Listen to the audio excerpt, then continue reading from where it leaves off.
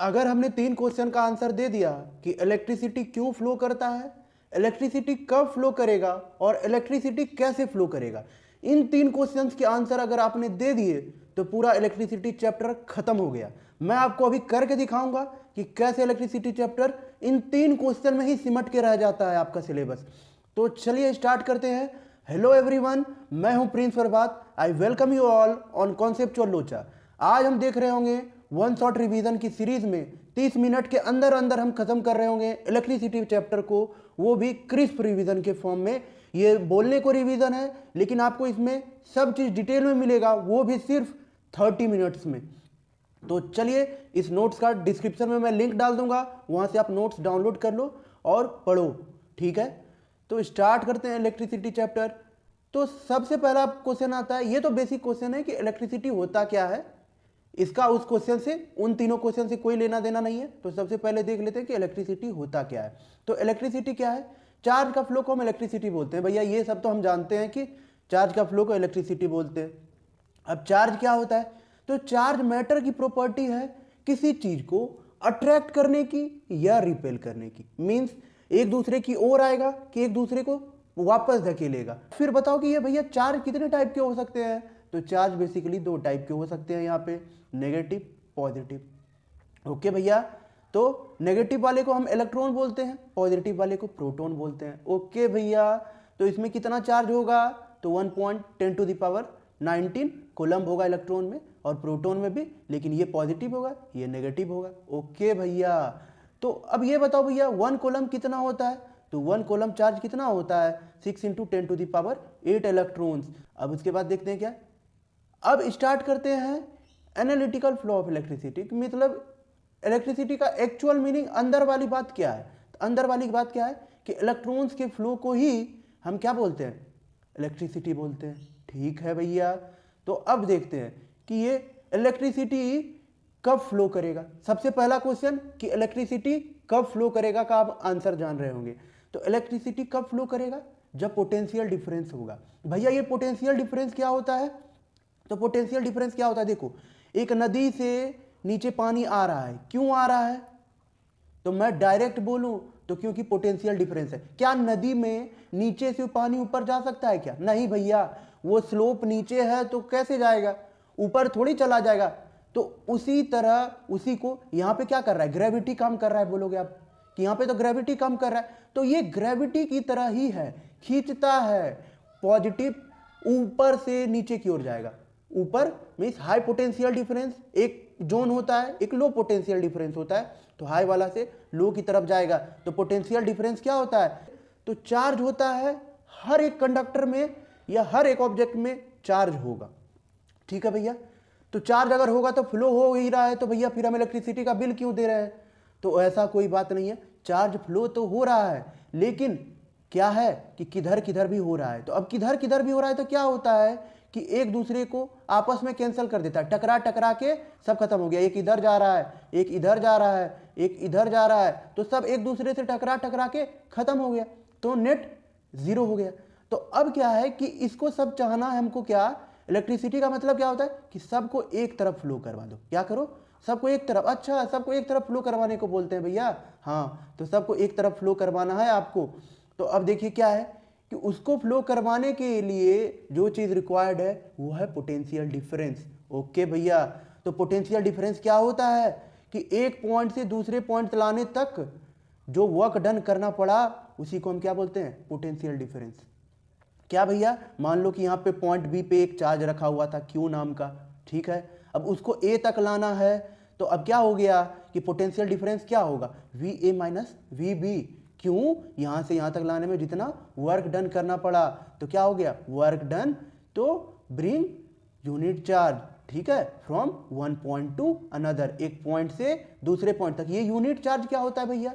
एक कूलम, एक micro coulomb, मतलब एक होना चाहिए, 1 होना चाहिए, चाहे वो माइक्रो कूलम हो या कूलम हो। कूलम क्या है? ऐसा यूनिट ऑफ चार्ज। ओके भैया, अब ये बताओ कि आगे बढ़ो, और पोटेंशियल डिफरेंस का ऐसा यूनिट क्या होता है? वोल्ट। ओके भैया, अब आगे चलो, तो 1 वोल्ट का आप डेफिनेशन पढ़ लेना। क्या है? जब 1 joule of work is being done, 1 joule का वर्क डन कर रहे हैं एक यूनिट चार्ज को, यानी एक कोलम्ब के चार्ज को यहाँ पे एक पॉइंट से दूसरे पॉइंट लाने तक हमको वर्क डन जो करना पड़ रहा है वो 1 जूल है। तो हम क्या बोलेंगे, क्या पोटेंशियल डिफरेंस क्या है, 1 वोल्ट का है। क्या क्या क्या भैया फिर से बोलो, 1 जूल का वर्क डन हो रहा है एक कोलम्ब के चार्ज को एक पॉइंट से दूसरे पॉइंट तक लाने में। ठीक है, अब आप समझ लो। अब क्या है चार्ज की properties, like charges repel each other and opposite charges attract each other. एक दूसरे को सिमिलर चार्ज पॉजिटिव पॉजिटिव एक दूसरे को रिपेल करेगा और नेगेटिव नेगेटिव भी एक दूसरे को रिपेल करेगा, लेकिन अगर पॉजिटिव नेगेटिव रहेगा तो एक दूसरे को अट्रैक्ट करेगा। हाँ भैया ये तो हम जानते हैं, बताने की जरूरत है नहीं। ठीक है, लेकिन अब देखो फिर बात करते हैं कंडक्टर्स एंड इंसुलेटर्स की। कंडक्टर और इंसुलेटर क्या होता है, अब चार्ज फ्लो तो करेगा, ठीक है, चार्ज कब फ्लो करेगा ये हमें पता चल गया, लेकिन चार्ज फ्लो किसमें करेगा। सबसे पहला बात है कि चार्ज फ्लो करेगा किसमें, तो देखते हैं क्या चार्ज किसमें फ्लो करेगा। तो चार्ज फ्लो करने के लिए कोई मीडियम तो होना चाहिए। तो चार्ज कब फ्लो करेगा का ये एक सब पार्ट हुआ कि चार्ज किस चीज में फ्लो करेगा। तो चार्ज किसमें फ्लो करेगा, एक मीडियम में। तो मीडियम की बात करें तो जिस मीडियम में चार्ज आराम से फ्लो करता है उसको हम क्या बोलते हैं, गुड कंडक्टर।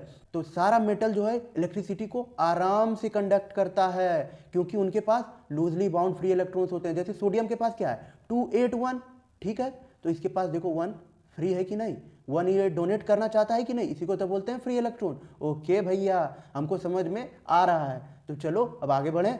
तो नॉन मेटेलिक सॉलिड्स जो है इलेक्ट्रिसिटी को कंडक्ट नहीं करता है और इंसुलेटर्स इलेक्ट्रिसिटी को कंडक्ट नहीं करता है। हम जानते हैं भैया इंसुलेटर मीन्स इलेक्ट्रिसिटी को नहीं कंडक्ट करने वाला। और डिस्टिल्ड वाटर जो होता है वो इंसुलेटर होता है। अगर एसिड वगैरह डाल दिए तो फिर वो क्या करने लगेगा, कंडक्ट करना स्टार्ट कर देगा। ओ भैया हम जान गए। तो चलो अब चलते हैं क्या, इलेक्ट्रिसिटी कैसे फ्लो करेगा, इलेक्ट्रिसिटी कब फ्लो करेगा हमें पता चल गया कि इलेक्ट्रिसिटी फ्लो होने के लिए पोटेंशियल डिफरेंस होना चाहिए भैया, और साथ ही साथ एक मीडियम होना चाहिए जो कि गुड कंडक्टर हो। ठीक है भैया, अब चलो कि इलेक्ट्रिसिटी कैसे फ्लो करेगा। तो इलेक्ट्रिसिटी कैसे फ्लो करेगा, एब्सेंस ऑफ पोटेंशियल डिफरेंस में मैंने क्या बोला, किधर भी किधर भाग रहा था। देखो ये इधर भाग रहा है, ये इधर भाग रहा है, किधर किधर भी भाग रहा था। अब क्या हुआ कि जब पोटेंशियल डिफरेंस तुमने क्रिएट कर दिया, पोटेंशियल डिफरेंस क्रिएट करने के लिए क्या किया, बैटरी लगा दिया। ठीक है, बैटरी क्या करता है, पोटेंशियल डिफरेंस क्रिएट करता है। तो देखो ये हायर पोटेंशियल वाला हो गया, ये पॉजिटिव हो गया, ये नेगेटिव हो गया। अब क्या हुआ कि देखो इधर से अब इलेक्ट्रॉन फ्लो कर रहा है। इलेक्ट्रॉन फ्लो करते करते क्या किया, इलेक्ट्रॉन फ्लो करते करते आपको इधर बह के आ गया। आगे पढ़ते हैं और देखते हैं कि इलेक्ट्रिक पोटेंशियल क्या होता है। इलेक्ट्रिक पोटेंशियल क्या होता है, एक चार्ज को इन्फिनिटी से एक पॉइंट ए पे लाने में जितना वर्क डन करना पड़ा, कहां से, एक चार्ज को, एक यूनिट चार्ज को क्या करना पड़ा हमको, इन्फिनिटी से। इन्फिनिटी मतलब क्या भैया, बहुत दूर, बहुत दूर मतलब जितना तुमको दिख नहीं रहा है। ठीक है, उतने दूर से लाने में जितना वर्क डन करना पड़ा उसको क्या बोलते हैं, इलेक्ट्रिक पोटेंशियल। ठीक है भैया, अब बात करो करंट इलेक्ट्रिसिटी की। अब करंट इलेक्ट्रिसिटी मतलब क्या होता है, जिस रेट पे करंट फ्लो करेगा, जिस रेट पे करंट फ्लो करेगा उसको हम करंट इलेक्ट्रिसिटी बोलेंगे। ये कुछ टर्म्स हैं, इनको समझ लेंगे तभी तो हम समझेंगे आगे कौन से क्वेश्चन का आंसर कि इलेक्ट्रिसिटी क्यों फ्लो करेगा। अभी तक हमने पढ़ लिया क्या, इलेक्ट्रिसिटी कब फ्लो करेगा और इलेक्ट्रिसिटी कैसे फ्लो करेगा।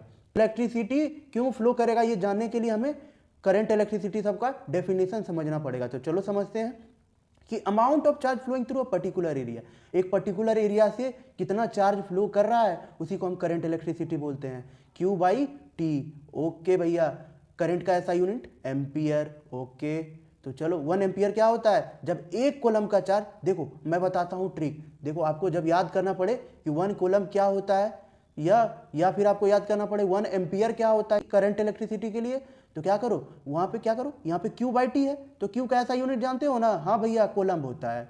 चार्ज है ये, चार्ज का ऐसा यूनिट कोलम्ब होता है, हम जानते हैं। टाइम का सेकंड होता है, हाँ भैया हम टाइम का सेकंड जानते हैं।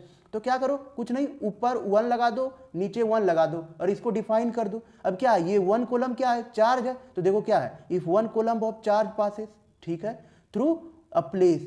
अब क्या है कि यहाँ पे नीचे 1 सेकेंड है, तो 1 सेकेंड क्या होगा, टाइम होगा भैया, तो a place in 1 second. Okay भैया, इसी को हम 1 एम्पियर बोलते हैं। अब इधर भी लगा दो। अब क्या डिफाइन कर रहे थे, तो हम भैया इलेक्ट्रिसिटी का यूनिट डिफाइन कर रहे थे, तो हम क्या करेंगे, इलेक्ट्रिसिटी का करंट का क्या होता है ऐसा यूनिट, एम्पियर। तो यहाँ पे लिख दो भैया एम्पियर, तो 1 ampere equals to 1 coulomb by 1 second हो गया भैया। इसी तरह सब में होगा, जितना 1 वोल्ट पूछे, 1 कूलम पूछे, जो भी पूछे 1 1 लगा दो, ठीक है। फॉर्मूला में, फॉर्मूला के ऐसा यूनिट में 1 1 लगा दो, ठीक है भैया। ये तो बहुत आसान हो गया, हाँ बहुत आसान हो गया। अब चलो ये सब देख लो, ये क्या है, इलेक्ट्रिक सेल है, ये बैटरी है, बहुत सारे सेल का कॉम्बिनेशन को बैटरी बोलते हैं। ये प्लग की है, ये ओपन है, ये क्लोज्ड है, क्लोज्ड स्विच है, ठीक है। और ये वायर का जॉइंट पे ये बल्ब का सिंबल है, ये रेजिस्टेंस का है, ये क्या है, वेरिएबल रेजिस्टेंस है। अभी सब देखेंगे कि क्या होता है, क्या काम है इसका। अब इसके लिए सबसे पहले पढ़ लो क्या, कि ओम्स लॉ। अब क्या है कि भैया हमको पता चला इलेक्ट्रिसिटी फ्लो करेगा, अब हम उसका यूज़ कैसे करें भैया, इलेक्ट्रिसिटी फ्लो कर रहा था, ठीक है, अब हमको यूज़ करना है, तो अब क्या करें, तो इलेक्ट्रिसिटी को यूज़ करने के लिए हमने क्या किया कि इसके बीच में हम कहीं पे ऑब्स्ट्रक्शन प्रोड्यूस करें। बेसिकली हम जहाँ भी इलेक्ट्रिसिटी का यूज़ करेंगे वहाँ क्या करेंगे, उसके पाथ को रोक के हम कुछ उससे काम निकालवाने की कोशिश करेंगे, ठीक है। तो हम क्या करेंगे, यहाँ पे मान लो बल्ब लगा दिए, तो बल्ब क्या करेगा, करंट को अपने आप से गुजारेगा बल्ब, तो क्या होगा कि करंट को अपने आप से गुजारेगा तो बल्ब जलेगा। ये क्या करेगा, इलेक्ट्रिसिटी का यूज़ कर लेगा। हाँ, इलेक्ट्रिसिटी से मतलब निकाल लिया ना भैया। हाँ, मतलब क्या कि इलेक्ट्रिसिटी फ्लो कर रहा था, बीच में हम क्या करेंगे भैया, कोई सामान लगाएंगे, तो वो कोई सामान मतलब समझ लो कि एक तरह से रेजिस्टेंस लगाएंगे, ठीक है। इलेक्ट्रिसिटी को यूज़ करने का तरीका है क्या, रेजिस्टेंस। मीन्स कोई भी सामान लगाया, अगर आपने फैन लगाया, बल्ब लगाया, चाहे आपने एसी लगाया, कुछ भी लगाया हो, आपने क्या किया, एक तरह से रेजिस्टेंस लगा दिया, ठीक है भैया, हम समझ गए। लेकिन रेजिस्टेंस का डेफिनेशन आप बता देना, ठीक है, बताएंगे अभी हम। तो सबसे पहले देखते हैं क्या ओम्स लॉ क्या होता है। ओम्स लॉ में ही रेजिस्टेंस आ जाएगा। क्या है कि I is current is directly proportional to potential difference. अब देखो कैसे डिफाइन करते हैं, current flowing through a material element जो है डायरेक्टली प्रोपोर्शनल होता है किसके, पोटेंशियल डिफरेंस दो एंड से फ्लो करने वाला, ठीक है, potential difference between its end. लेकिन एक बात याद रखना, क्या भैया, कि टेम्परेचर कांस्टेंट रहना चाहिए, ठीक है। टेम्परेचर वेरी किया तो फिर क्या होगा, खत्म हो जाएगा, ठीक है, कहानी खत्म। ओके, तो यह देखो I is directly proportional to V, I is equal to 1/R into V, इस तरह भी लिख सकते हैं हम इसको। कैसे, कैसे देखो भैया, डायरेक्टली प्रोपोर्शनल को हटाने के लिए हमको पता है भैया क्या लगाना पड़ता था, हमको इक्वल्स टू के बाद हमको एक कांस्टेंट लगाना पड़ेगा। तो मान लो कि वो कांस्टेंट यहाँ पे क्या है, मान लो कि यहाँ पे R है, ठीक है भैया, तो V इज इक्वल्स टू क्या हम लिख दिए, RI। ओके भैया, हमको मजा आ रहा है। तो अब देखो क्या है, तो I इज इक्वल्स टू क्या हो गया भैया, V/R हो गया क्या, वही चीज यहाँ पे लिखा हुआ है क्या, हाँ भैया वही चीज तो लिखा हुआ है। अब V is equals to IR हो गया क्या, हाँ भैया वही चीज तो हो गया। हाँ, तो मजा आया, हाँ भैया मजा आ गया। तो अब देखते हैं क्या, ये R का मतलब क्या है, ये जो R आया इसका मतलब क्या है, तो R का मतलब है इलेक्ट्रिकल रेजिस्टेंस। इलेक्ट्रिकल रेजिस्टेंस क्या होता है, इलेक्ट्रिसिटी के फ्लो में हमने बोला क्या, इलेक्ट्रिसिटी के फ्लो में आपको क्या करना पड़ेगा, ऑब्स्ट्रक्शन लाना पड़ेगा, मतलब रुकावट लाना पड़ेगा, अपोज करना पड़ेगा इलेक्ट्रिसिटी के फ्लो को, तभी आप इलेक्ट्रिसिटी को यूज कर पाएंगे। यानी कि हर जगह पे हमको रेजिस्टेंस लगाना पड़ेगा, एक तरह का रेजिस्टेंस ये फैन और बल्ब भी, ठीक है भैया। तो अब बताओ क्या है, चलते हैं हम 1 ओम क्या होता है। 1 ओम क्या होता है, तो क्या बोला था मैंने, 1 1 लगा दो, तो 1 वोल्ट का पोटेंशियल डिफरेंस एंड 1 एम्पियर का करंट। देखो क्या है, potential difference of 1 volt is applied across an element and current of 1 ampere passes through it. हाँ भैया, आपने जो बोला था वही तो हो रहा है, हाँ देखो वही होगा ही।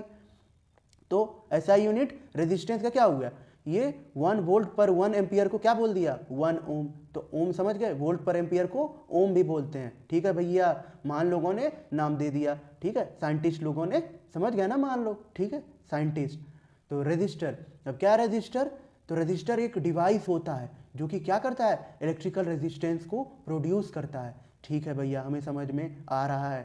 अब ओमिक कंडक्टर क्या होता है, तो ओमिक कंडक्टर क्या होता है, जो ओम्स लॉ को फॉलो किया उसको हम क्या बोलेंगे, ओमिक कंडक्टर बोलेंगे। ओके भैया, ओम्स लॉ मतलब क्या हो गया भैया, V is equal to IR follow करना चाहिए, हाँ ठीक है चलो।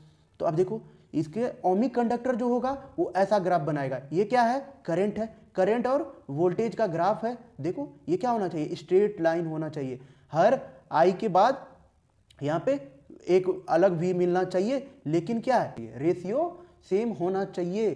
ठीक है भैया, हमको समझ में आ गया, मतलब एंगल यहाँ पे सेम होना चाहिए। ठीक है, हाँ भैया, यहाँ पे भी बनेगा तो एंगल सेम होगा, ये इसके बराबर होगा, ये इसके बराबर होगा। हाँ भैया, ठीक है। अब चलो, factor on which resistance depend. अब रेजिस्टेंस किस चीज़ पे डिपेंड करता है। अब देखो, हम रेजिस्टेंस के मेथड से हम क्या करेंगे, इलेक्ट्रिसिटी को, रेजिस्टेंस के मेथड से हम क्या करेंगे, इलेक्ट्रिसिटी को यूज़ करेंगे। तो अब उसके बारे में जानना तो जरूरी है ना, कि कैसे रेजिस्टेंस बढ़ेगा, कैसे हम ज़्यादा पावर का यूज़ कर पाएंगे, कैसे हम कम पावर का यूज़ कर पाएंगे, कैसे मेरा पावर बर्बाद हो जाएगा, ये सब जानना पड़ेगा ना। हाँ भैया, जानना पड़ेगा। तो हम पहले जानते हैं क्या, कि किस किस फैक्टर पे रेजिस्टेंस डिपेंड करता है। तो सबसे पहले जानते हैं क्या, मटेरियल के नेचर पे, मटेरियल कैसा है। ठीक है, तो अब देखते हैं मटेरियल कैसा है। तो जिसमें इजीली इलेक्ट्रिसिटी फ्लो कर सकता है वो क्या होगा, मटेरियल अच्छा होगा। हाँ भैया, ये तो हमें समझ में आ रहा है कि अब लेकिन इजीली फ्लो किस में करेगा भैया, तो इजीली फ्लो किस में करेगा, मेटल्स में या गुड कंडक्टर में। क्या, जो अपना इलेक्ट्रॉन्स इजीली लूज करना पड़ेगा, इलेक्ट्रॉन का ही फ्लो हो रहा है ना, तो इलेक्ट्रॉन इजीली लूज जो करेगा उसी में इलेक्ट्रॉन का फ्लो इजीली होगा। हाँ भैया, हमें समझ में आ गया। अब क्या होगा, जिसमें जल्दी फ्लो नहीं होगा इलेक्ट्रिसिटी, मतलब कि फॉर एग्जांपल नॉन मेटल्स एक तरह से, वो क्या होगा, बैड कंडक्टर्स होगा। ठीक है भैया, हमें समझ में आ गया कि नेचर ऑफ मटेरियल पे कैसे डिपेंड करता है। अब लेंथ ऑफ कंडक्टर पे क्या है, कि लेंथ के डायरेक्टली प्रोपोर्शनल है। क्या, रेजिस्टेंस लेंथ के डायरेक्टली प्रोपोर्शनल है। डायरेक्टली प्रोपोर्शनल का मतलब क्या हुआ, एक को बढ़ाए दूसरा बढ़ा, एक को बढ़ाए दूसरा बढ़ा, उसी को डायरेक्टली प्रोपोर्शनल बोलते हैं। तो लेंथ को बढ़ाओगे तो रेजिस्टेंस बढ़ जाएगा। ऐसा क्यों भैया, हमको समझाओ, तो हमको याद नहीं रहता। तो देखो, यहाँ पे लेंथ ज़्यादा है, अब क्या होगा कि सेम चार्ज को ज़्यादा दूरी फ्लो करना पड़ेगा, ज़्यादा दूर फ्लो करना पड़ेगा, तो ज़्यादा दिक्कत होगी, तो रेजिस्टेंस ज़्यादा होगी कि नहीं। हाँ भैया, ज़्यादा दिक्कत हो जाएगा करंट को फ्लो होने में। तो इसका मतलब क्या हुआ, कि लेंथ बढ़ा तो क्या बढ़ा, रेजिस्टेंस बढ़ा। ठीक है भैया, हमको समझ में आ रहा है, चार्ज को फ्लो होने में दिक्कत होगी, क्यों, ज़्यादा दूर फ्लो करना पड़ेगा, यानी लेंथ बढ़ाने से रेजिस्टेंस बढ़ा कि नहीं। हाँ भैया, मजा आ गया। अब एरिया ऑफ क्रॉस सेक्शन देखो, एरिया ऑफ क्रॉस सेक्शन के इन्वर्सली प्रोपोर्शनल है। कैसे भैया, एरिया ऑफ क्रॉस सेक्शन आपने क्या किया, बढ़ा दिया। अब देखो, एरिया ऑफ क्रॉस सेक्शन मान लो पहले इतना था, ठीक है, इसी का एरिया ऑफ क्रॉस सेक्शन आपने बढ़ा दिया। तो अब एरिया ऑफ क्रॉस सेक्शन जब आपने बढ़ा दिया, तो अब आप ही बोलो, क्या इसमें आसानी से चार्ज फ्लो कर पाएगा। पहले देखो, ये कम एरिया में फ्लो कर पा रहा था, अब यहाँ पे क्या था, अब बोल रहा था यहाँ पे बहुत कंजस्टेड था, बहुत कंजस्टेड। पहले बोल रहा था मैं जाऊंगा मैं जाऊंगा मैं जाऊंगा, अब लेकिन इसमें क्या बोलेगा, चलो सब साथ चलते हैं। ठीक है ना, हाँ भैया, अब साथ चल सकता है। ठीक है, तो चलो, रेजिस्टेंस क्या है, inversely proportional to area of cross section, मतलब एरिया ऑफ क्रॉस सेक्शन बढ़ाए तो क्या होगा, रेजिस्टेंस घट जाएगा। वो एरिया ऑफ क्रॉस सेक्शन घटाने से रेजिस्टेंस बढ़ जाएगा। हाँ भैया, हमको समझ में आ रहा है। तो अब क्या हो गया, इन दोनों को कंबाइन कर दो। क्या, resistance is directly proportional to length and resistance is inversely proportional to area of cross section. तो इसको दोनों को मर्ज कर दिया तो क्या बना, resistance is directly proportional to length by area. Okay भैया, समझ में आ गया। तो अब देखो क्या है कि इस डायरेक्टली प्रोपोर्शनल को हटाने के लिए क्या करना पड़ेगा भैया, अभी आप तुरंत बताए कि इक्वल्स टू लगाने के लिए हमें एक कांस्टेंट इंट्रोड्यूस करना पड़ेगा, कांस्टेंट नया लाना पड़ेगा। ठीक है, तो क्या है, resistance is equals to rho L by A. अब भैया वहां पे क्या आपने लाया था, आर लाया था, यहाँ पे रो ला दिया। हाँ, अलग अलग सिंबल देंगे ना, अलग अलग मीनिंग है उनके। तो ये क्या है, यहाँ पे रेजिस्टिविटी है, यहाँ पे ये क्या है, रो रेजिस्टिविटी है, इसका नाम क्या है, रो क्या बताता है, रेजिस्टिविटी ऑफ मटेरियल। तो रेजिस्टिविटी क्या होता है, distance per unit length of a unit cross section. एक यूनिट क्रॉस सेक्शन में कितना रेजिस्टेंस है पर यूनिट लेंथ, उसको हम क्या बोलते हैं, रेजिस्टिविटी बोलते हैं। ओके भैया, मतलब मटेरियल अच्छा तो रेजिस्टिविटी उसकी कम, मटेरियल खराब मतलब मटेरियल गुड कंडक्टर नहीं है तो रेजिस्टिविटी क्या होगी, उसकी ज्यादा होगी। ठीक है, अब चलते हैं, रेजिस्टिविटी अलॉय की क्या होती है, जनरली हायर होती है उसके एलिमेंट से, उसमें जो जो एलिमेंट से मिलके बना हुआ है उससे क्या होगी, रेजिस्टिविटी अलॉय की ज्यादा होगी। अलॉय क्या होता था, दो मिल के बनता था, याद है ना, सोल्डर, ब्रास वगैरह वगैरह, याद है ना। हाँ भैया, तो ठीक है। अब रियोस्टेट क्या है, रियोस्टेट क्या है, रेजिस्टेंस को चेंज करने के काम आता है, अभी बताया ही मैंने। ठीक है भैया, तो अब चलते हैं, समझते हैं सीरीज और parallel connection of resistor. Series क्या होता है भैया, तो सीरीज देखो क्या होता है कि एक ही सेम ही करंट फ्लो कर रहा है, सीरीज मतलब क्या हुआ, मतलब कहीं भी दूसरा रास्ता नहीं बना है, कहीं भी दूसरा रास्ता नहीं बना है। देखो ये तीनों रेजिस्टेंस क्या है, सीरीज में है। कैसे हम समझेंगे भैया, देखो अब यहाँ से करंट निकला, ठीक है, करंट का फ्लो क्या होता है, पॉजिटिव से नेगेटिव की ओर, लेकिन इलेक्ट्रॉन्स का फ्लो क्या होता है, उसके उल्टा, इलेक्ट्रॉन्स इधर फ्लो कर रहा होगा, ठीक है भैया, इलेक्ट्रॉन्स इधर फ्लो कर रहा होगा। लेकिन हमने पुराने जमाने में मान लिया था कि करंट इधर फ्लो कर रहा होगा, तो इधर ही फ्लो हम करवा रहे हैं, ठीक है, मान लिया था, तो चलो मान लेते हैं, ठीक है। अब देखो क्या है कि इधर से चला करंट, अब ये एमीटर के थ्रू पास हुआ, ये क्या है, एमीटर, पास हुआ पास हुआ पास हुआ, फिर रेजिस्टेंस से पास हुआ, फिर दूसरे रेजिस्टेंस से, फिर तीसरे रेजिस्टेंस से। तो ये क्या भैया रेजिस्टेंस रेजिस्टेंस किए जा रहे हो। अच्छा देखो कहीं पे मैं समझाना चाह रहा हूं कि देखो कहीं पे क्या वायर टूटा, नहीं भैया वायर नहीं टूटा, कहीं पे दूसरा वायर आया, मतलब कि करंट का फ्लो चेंज हुआ, नहीं भैया ये तो कुछ नहीं हो रहा। ये तीनों रेजिस्टेंस की बात कर रहा हूं मैं। अब ये मत बोलना कि ये वोल्ट मीटर तो ऐसे लगा हुआ है, अरे वोल्ट मीटर हमेशा पैरेलल में ही लगता है। अभी पैरेलल अगर नहीं समझ में आ रहा तो थोड़ी देर में मैं समझा दूंगा। तो अब देखो क्या रेजिस्टेंस से पास होते गया, पास होते गया, कहीं भी भैया तीनों रेजिस्टेंस तो एक ही करंट तीनों में फ्लो कर रहा है, जो करंट इसमें आ रहा है वही करंट उसमें भी जा रहा है, ठीक है भैया। मतलब क्या करंट क्या है, सीरीज में सेम रहेगा, ओके भैया। देखो क्या है, हाँ करंट सेम रहेगा, remains constant, means I1 is equal to I2 I3 IN, मतलब यहाँ I1 है, मान लो यहाँ पे I2 है, यहाँ पे I3 है, इस तरह के जितने भी रेजिस्टेंस लगे हुए हैं मतलब IN के बराबर है, ओके भैया। अब इक्विवेलेंट रेजिस्टेंस इसमें क्या होगा, R1 plus R2 plus R3 plus RN, मतलब सब जोड़ लो, सबको इसको इसको इसको तीनों को जोड़ लो, या जितने भी रेजिस्टेंस है सबको जोड़ लो पैरेलल सीरीज में, और क्या कहो उसको जोड़ लोगे तो क्या निकलेगा, टोटल रेजिस्टेंस निकल जाएगा। ये टोटल रेजिस्टेंस का क्या काम है भैया, अगर मान लो कि तुमको 3 रेजिस्टेंस नहीं लगाना है, तुमको एक ही रेजिस्टेंस लगाना है, लेकिन उसके बराबर रेजिस्टेंस चाहिए जो इन तीनों मिल के देगा, तो हम क्या करेंगे, एक ही रेजिस्टेंस लगाने के लिए पहले पता तो होना चाहिए कि तीनों मिलके दे कितना रहा है, तो उसको जोड़ने के लिए यहाँ पे हम क्या निकालते हैं, ये निकल गया रेजिस्टेंस, इक्विवेलेंट रेजिस्टेंस। अब देखते हैं पैरेलल, तो अब देख के आपको समझ में आएगा कि सीरीज और पैरेलल में क्या अंतर था, ठीक है। तो चलो देखते हैं पहले पैरेलल। अब देखो क्या हुआ, यहाँ पे देखो पहले क्या हो रहा था उसमें, इसमें देखो करंट फ्लो हो रहा था, तो क्या हो रहा था, सेम करंट फ्लो हो रहा था, इसमें देखो करंट जा रहा है जा रहा है जा रहा है जा रहा है, देखो यहाँ से अब डिस्ट्रीब्यूट होगा 3 रेजिस्टेंस पे, रेजिस्टेंस को देखना, वोल्ट मीटर को मत देखना, रेजिस्टेंस को देखो, एक रेजिस्टेंस यहाँ है, हाँ भैया इसमें अलग करंट गया, हाँ भैया, और देखो अब इसमें अलग करंट गया, हाँ भैया, यहाँ से देखो डिस्ट्रीब्यूट हो रहा है, तीनों हो रहा है क्या डिस्ट्रीब्यूट, हाँ भैया तीनों डिस्ट्रीब्यूट हो रहा है, हाँ देखो अलग अलग करंट गया, हाँ भैया अलग अलग करंट गया, हम देख रहे हैं यहाँ पे I1 गया, यहाँ पे I2 गया नीचे वाले पे, सबसे नीचे वाले पे I3 गया, ठीक है भैया।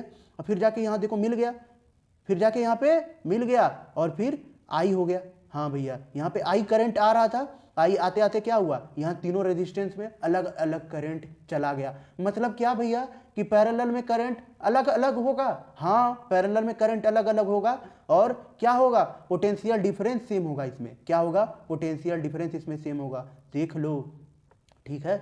हाँ भैया तो क्या है, इसका जनरल फॉर्मूला क्या हो जाएगा, 1/RP इज इक्वल टू, ये इक्विवेलेंट रेजिस्टेंस निकालने के लिए ये फॉर्मूला है, क्या है, खाली 1/R है, 1/R equivalent is equal to 1/R1 plus 1/R2 plus dash dash dash dash, ठीक है भैया, हाँ हम समझ गए। तो अब देखो ये न्यूमेरिकल है, यहाँ पे न्यूमेरिकल बना लेना। अब क्या है कि पैरेलल कॉम्बिनेशन में lowest value of individual resistance, जो सबसे पहला रेजिस्टेंस है उससे भी सबसे कम होगा, ठीक है। मतलब क्या भैया, अगर 3 ओम का रेजिस्टेंस था तो उससे भी कम होगा इक्विवेलेंट रेजिस्टेंस, इक्विवेलेंट रेजिस्टेंस घटेगा, ठीक है, समझ रहे हो, हाँ भैया समझ में आ रहा है। तो अब देखो कॉमन मेजरिंग इंस्ट्रूमेंट, अब मेजर क्या करता है, एमीटर क्या करता है, को करंट को मेजर करता है, एमीटर करंट को मेजर करता है, और वोल्ट मीटर क्या करता है, पोटेंशियल डिफरेंस को मेजर करता है। मतलब एमीटर करंट को और पोटेंशियल डिफरेंस को वोल्ट मीटर मेजर करेगा, हाँ भैया ठीक है। अब देखो तो इलेक्ट्रिसिटी को यूज कैसे करना है, तो हमें समझ में आ गया भैया कि इलेक्ट्रिसिटी को यूज करने के लिए उसके बीच में, इलेक्ट्रिसिटी जहाँ से फ्लो कर रहा है उसके बीच में हमको क्या करना है, एक डिवाइस लगा देना है। मान लो कि हमने बल्ब लगा दिया या फैन लगा दिया, और अब हम इसको यूज कर सकते हैं। अब देखो उसका कुछ use, heating effect of electric current का हीटिंग इफेक्ट का यूज़ देख लेते हैं। तो चलो क्या है, ये यूज़ होता है गीज़र में, हीटर में, आयरन में, ठीक है भैया। तो पावर क्या होता है V/Q/T। अब ये कहाँ से आया भैया, तो देखो क्या है, तो वर्क डन पर यूनिट टाइम को क्या बोलते थे हम, पावर बोलते थे। हाँ भैया, वर्क डन पर यूनिट टाइम को पावर बोला ही जाता है, हमें पता है। तो अब देखो यहाँ पे क्या आ गया कि क्या इस Q/T को हम I बोलते हैं, I = QT होता था ना। हाँ भैया, ये क्या है, charge flowing through per unit time, इसी को तो हम करंट बोलते थे, ठीक है। तो देखो ये क्या हो गया, VI हुआ। हाँ भैया, हमें समझ में आ गया, ये V/Q/T आया वर्क डन वाले से, वर्क डन पर यूनिट टाइम से, ये Q/T I बन गया। ओके भैया, तो अब हमें समझ में आ रहा है। तो अब देखो यहाँ पे क्या है, हीट को क्या बोलते हैं, वर्क डन कितना टाइम के लिए हो रहा है, तो उसको मल्टीप्लाई कर दो, तो VIT, VI यहाँ से आ गया और टाइम यहाँ पे मल्टीप्लाई हो गया। हाँ भैया, हमें समझ में आ रहा है। तो अब देखो क्या इसी को हम V के जगह पे IR लिख सकते हैं क्या, हाँ V के जगह पे हम IR लिख सकते हैं। तो IR जब लिख देंगे तो क्या ये I × IR × T हो जाएगा। हाँ भैया, तो I² RT हुआ। हाँ, हम क्या किए हैं, V के जगह पे IR लिख दिए हैं, ठीक है। तो H = I² RT आया। हाँ भैया, H = I² RT आ गया। अब देखते हैं joule's law of heating. Joule's law क्या होता है, directly proportional to the square of current. Directly proportional क्या होता है, हीटिंग स्क्वायर ऑफ करंट के। हाँ भैया, स्क्वायर के डायरेक्टली प्रोपोर्शनल होता है, और रेजिस्टेंस के भी डायरेक्टली प्रोपोर्शनल होता है हीटिंग इफेक्ट। हाँ देखो हो रहा है कि नहीं। हाँ भैया, टाइम के भी डायरेक्टली प्रोपोर्शनल है। हाँ भैया है। इसी को H = I² RT को क्या है, स्टेटमेंट के फॉर्म में लिख दो, जूल्स लॉ ऑफ हीटिंग हो जाएगा। अरे भैया, ये तो आप एकदम सही बात बोल रहे हो। हाँ, यही हो रहा है, ठीक है। अब देखो इसके कुछ इक्वेशंस हैं, कुछ क्वेश्चंस हैं, ये सब तो आप बना लेना। उसके बाद हम क्या है यहाँ पे ये क्वेश्चन आप देख लो, क्या है कि ये दोनों को सबसे पहले आप क्या करोगे, इन दोनों को आप सिंप्लीफाई करोगे। कैसे, पैरेलल वाले को मैं करके एक दिखा देता हूँ। देखो इक्विवेलेंट रेजिस्टेंस इसमें निकालना है, तो क्या करो, सबसे पहले यहाँ पे क्या करो, 9 ओम वाले को ऐसे करके जोड़ लो। R equivalent = 1/R1 + 1/R2। ये वाला NCERT का क्वेश्चन है, ठीक है। तो क्या हो गया, 1/R इक्विवेलेंट = R1 R2 यहाँ पे आ गया। और क्या होगा, R1 R2 क्या है, 1/9 है, यहाँ पे 9 रख दो, यहाँ पे क्या रख दो, यहाँ पे भी 9 रख दो। तो ये क्या हो गया, इसका एलसीएम कितना आएगा, 9 आएगा भैया। तो 1 + 1, तो ये क्या हो गया, 2/9 हुआ। हाँ भैया, तो 1/R इक्विवेलेंट आ गया 2/9। तो R इक्विवेलेंट क्या हो गया,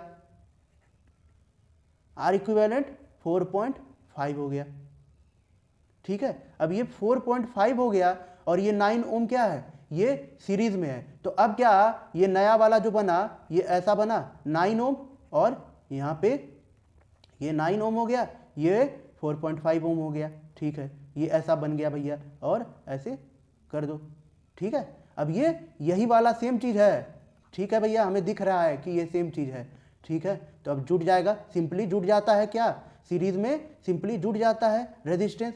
तो क्या हो गया, 9 ओम + 4.5 ओम क्या हो गया भैया, 13.5 ओम हो गया। तो ये देखो पहला केस में यही हो रहा है, ठीक है। तो यही पूछ रहा है कि 13.5 ओम का रेजिस्टेंस हमको कैसे मिलेगा, तो ऐसे मिलेगा, ठीक है। हाँ भैया, ठीक है। Application of heating effect. Heating effect का एप्लीकेशन कहाँ है, इलेक्ट्रिक बल्ब में। इलेक्ट्रिक बल्ब में क्या होता है, एक फिलामेंट होता है जिसको कि जब इलेक्ट्रिसिटी पास कराते हैं तो वो हाईली रेजिस्टिव होता है, मीन्स उसका रेजिस्टेंस बहुत ज़्यादा होता है, और उसका मेल्टिंग पॉइंट भी हाई होता है। क्यों, हीट हो जाएगा, रेजिस्टेंस होगा तो हीट ज़्यादा होगा, हीट ज़्यादा होगा तो अगर वो क्या होगा, मेल्टिंग पॉइंट उसका ज़्यादा नहीं होगा तो वो तो पिघल के ख़त्म हो जाएगा। इसलिए ज़्यादा हीट वाला चीज़ रखते हैं कि मेल्टिंग पॉइंट जिसका ज़्यादा हो, जल्दी पिघले ना। और क्या होगा उससे, कि क्या होगा कि लाइट प्रोड्यूस होगा, लाइट क्या होगा, इलेक्ट्रिसिटी लाइट के फॉर्म में ट्रांसफॉर्म हो जाएगा, कुछ लाइट के फॉर्म में और बहुत ज़्यादा हीट के फॉर्म में। और क्या ही हो जाएगा, उसके बाद बल्ब जलने लगेगा। उसके बाद क्या होगा भैया, ये टंगस्टन का मेल्टिंग पॉइंट जो होता है बहुत ज़्यादा होता है, इतना डिग्री सेल्सियस, समझ रहे हो, बहुत ज़्यादा है भैया, 3380 डिग्री सेल्सियस। ओ भैया बहुत ज़्यादा है, ठीक है। स्मॉल पार्ट जो है लाइट के फॉर्म में कन्वर्ट होता है बल्ब में। हाँ भैया, ठीक है। अब इलेक्ट्रिकल ये कि यहाँ पे लिखा हुआ है क्या कि इनएक्टिव गैस भरा जाता है नाइट्रोजन और आर्गन किसमें, बल्ब में। ओके भैया। अब इलेक्ट्रिकल फ्यूज़ की बात करें तो इलेक्ट्रिकल फ्यूज़ की बात करें तो इलेक्ट्रिकल फ्यूज़ में क्या होता है, मान लो कि एक ऐसा मेटल है, एक ऐसा एलिमेंट हम बीच में लगा के रखे हैं, वायर के बीच में क्या है कि देखो वायर जा रहा था, तो वायर के बीच में तुमने ऐसा तार लगा दिया जो कि बहुत पतला है, बहुत पतला है मतलब बहुत, उसकी रेजिस्टेंस जो है अगर बढ़ी तो वो क्या होगा, मेल्ट हो जाएगा। क्या है, बहुत कम मेल्टिंग पॉइंट उसका बहुत कम है। ठीक है, ठीक है, बहुत पतला है तो क्या होगा, आराम से मेल्ट हो जाएगा। तो अब जो आराम से मेल्ट हो जाएगा तो क्या होगा, जैसे ही मान लो कि 5 एम्पियर का करंट अगर पास होता है तो ये वायर सह लेता है, मान लो। ठीक है, तो अब 5 एम्पियर का करंट अगर पास हो रहा है तो ये सह ले रहा है। ठीक है, मतलब 5 एम्पियर का करंट पास हो रहा है तो इसको कोई दिक्कत नहीं है। अब क्या है कि 5 एम्पियर से ज़्यादा का जैसे पास हुआ तो क्या होगा, ये यहाँ पे जो वायर लगाया था, ये छोटा जो फ्यूज़ के लिए वायर लगाया था पतला वाला, वो क्या होगा, पिघल जाएगा। हाँ भैया पिघल जाएगा। पिघल जाएगा तो क्या होगा कि पूरा सीरीज टूट जाएगा। जब टूट जाएगा, पूरा सर्किट खत्म हो जाएगा, तो फिर क्या ही बचा, फिर अब क्या होगा, इलेक्ट्रिसिटी फ्लो ही नहीं होगा। तो यही होता है फ्यूज़ का काम कि जैसे ही क्या हुआ, करंट बढ़ गया शॉर्ट सर्किट के कारण या वोल्टेज बढ़ जाने के कारण, तो क्या होगा, ये टूट जाएगा। ये टूट जाएगा तो आपके डिवाइस को ये बचा लेगा हार्म होने से, नहीं तो क्या होगा, सारे डिवाइसेस खराब हो जाएंगे ना। ठीक है भैया, हमें समझ में आ रहा है। अब देखो इलेक्ट्रिकल पावर क्या होते हैं, इलेक्ट्रिकल पावर क्या होते हैं, वर्क डन पर यूनिट टाइम। मैंने अभी बताया क्या है, क्लास 9 में भी आपने पढ़ा था, वही है, लेकिन यहाँ पे इलेक्ट्रिकल वाला है। ठीक है, तो वर्क डन पर यूनिट टाइम को पावर बोलते हैं। तो अब क्या, वर्क डन को क्या था, क्यू चार्ज ला रहे थे बहुत दूर से, तो क्या हो रहा था, क्यू इंटू वी हो रहा था। हाँ भैया, बाई टी। ठीक है भैया, तो मैं पूछ रहा था क्या हम इस क्यू बाई टी को आई लिख सकते हैं, कैसे भैया कैसे, Q is equal to I T. Charge flowing through per unit time क्या होता था, तो भैया charge flowing through per unit time current होता था। ठीक है, तो क्या करंट है यहीं पे, तो देखो इसको हम क्या लिख देते हैं, आई लिख देते हैं। तो ठीक है भैया, आई लिख दो, तो वी आई हो गया। हाँ भैया, वी आई हो गया, तो power is equal to V I आ गया। अब आई के जगह पे हम क्या वी बाई आर लिख सकते हैं, V is equal to I R from ohm's law. ठीक है भैया, तो क्या हम इसी आई के जगह पे वी बाई आर लिख सकते हैं। हाँ भैया, क्रिस क्रॉस खेल गए आप। ठीक है, तो वी स्क्वायर बाई आर हो गया। हाँ भैया, वी स्क्वायर बाई आर हो गया। क्या इसी के जगह पे हम अगर इसी को रिप्लेस कर दें वी के जगह पे, फिर आई आर लिख दें तो आई स्क्वायर आर हो जाएगा। हाँ भैया, हो जाएगा। ठीक है, तो 1 watt is equal to 1 volt ampere होता है। क्या करो, इसमें 1 लिख दो तो आपको समझ में आ जाएगा, फिर वही सेम चीज़ हो जाएगा। और इलेक्ट्रिकल एनर्जी क्या होता है, पावर इनटू टाइम क्या बताया, इलेक्ट्रिकल एनर्जी होगा। एनर्जी का क्या होता है, पावर कितने टाइम के लिए फ्लो कर रहा है उसी को क्या बोलते हैं, एनर्जी बोलते हैं। तो पावर इनटू टाइम, तो वी आई टी। हाँ भैया, कैसे आया, तो power is equal to V I होता था, ऊपर देखो। हाँ भैया, तो अब टाइम मल्टीप्लाई हो गया तो वी आई टी होगा। हाँ भैया, होगा। अब जूल क्या है, 1 जूल क्या होता है, 1 वोल्ट 1 एम्पियर 1 सेकेंड। वोल्ट पर एम्पियर वॉट हो गया, क्या हो गया, वॉट हो गया, मतलब पावर हो गया। और पावर कितने टाइम के लिए फ्लो किया उसी को बोलते हैं, तो वोल्ट पर एम्पियर सेकेंड। अदर यूनिट इसका क्या है, किलो वाट आवर। ठीक है भैया, किलो वाट आवर मतलब क्या हो गया, 1000 वाट इंटू 3600 सेकेंड। ठीक है, किलो से गुना कर दिए, किलो कितना होता है 1000। ठीक है, गुना कर दिए, उसके बाद सेकेंड का ऐसा यूनिट पे पुट कर दिए तो ये इतना हो गया। ठीक है भैया, यहीं पे अपना खत्म हो गया चैप्टर। मैंने तीनों क्वेश्चंस के आंसर दे दिए। क्या क्या, चार्ज कब फ्लो करेगा, कैसे फ्लो करेगा और क्यों करेगा। क्यों करेगा, क्योंकि हमें उसे यूज़ करना है। यूज़ कैसे करना है, तो हम क्या करेंगे, चार्ज फ्लो हो रहा था उसी के बीच में हम क्या करेंगे कि कोई डिवाइस लगा देंगे। ठीक है भैया, यहीं पे तक रखते हैं अपने वीडियो को, तब तक के लिए पढ़ते रहें एंड जस्ट चिल।